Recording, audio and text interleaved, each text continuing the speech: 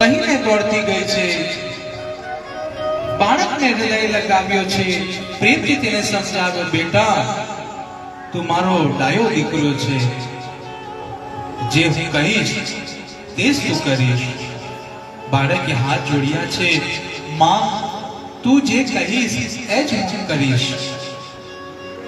બેટા હું તને સત્ય કહું છું, તું મને વંદન ન કરે તો પણ તને આશીર્વાદ હું આપીશ. મારી બહુ ઈચ્છા છે કે તારા પિતાને જે પ્રિય છે તે તારી વી માતા તને આશીર્વાદ આપે. મનમાં કોઈ દિવસે કોઈના પ્રત્યે કુભાવ રાખશો નહીં. માન અપમાન સુખ દુઃખ લાભ હાનિ આ પોતાના કર્મના જ ફળ છે. હું તો એવું માનું છું કે પૂર્વ જન્મમાં વી માતાનું તે કંઈક અપમાન કર્યું હશે, તેનું ફળ મળ્યું છે. બેટા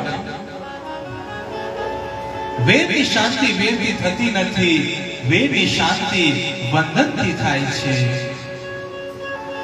વેદની શાંતિ પ્રેમથી થાય છે. જે તારા પિતાને પ્રિય છે તેને સાષ્ટાંગ પ્રણામ કરજે.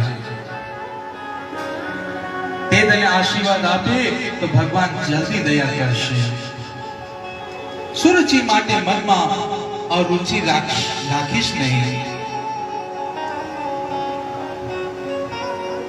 ધ્રુવજી માતાને વંદન કરવા આવ્યા છે. સુરુચિ પલંગ પર બેઠી છે, એ બહુ અભિમાની છે. હું જે કહીશ તે જ થશે.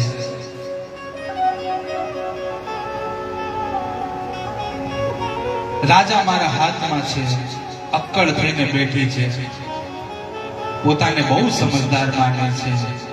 મનમાં કહે છે કે મેં બાળકને તો કેવો તિરસ્કાર કર્યો, એ તો રડતો રડતો ચાલ્યો ગયો.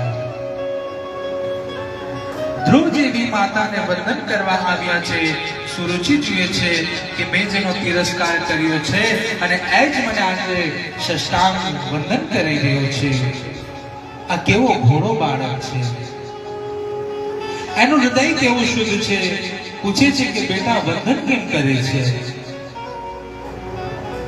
માં હવે હું વનમાં જઈ રહ્યો છું. સુરુચિ દુષ્ટ છે, પ્રાણ અને પ્રકૃતિ સાથે જ જાય છે. સુરુચિ દુષ્ટ છે. 5 વર્ષનો બાળક બોલે છે કે હું વનમાં જાઉં છું, તે એમ નથી કહેતી કે બેટા ઘરમાં રહે. આ તારી રમવાની ઉંમર છે, વનમાં તો તારે જવું જોઈએ નહીં.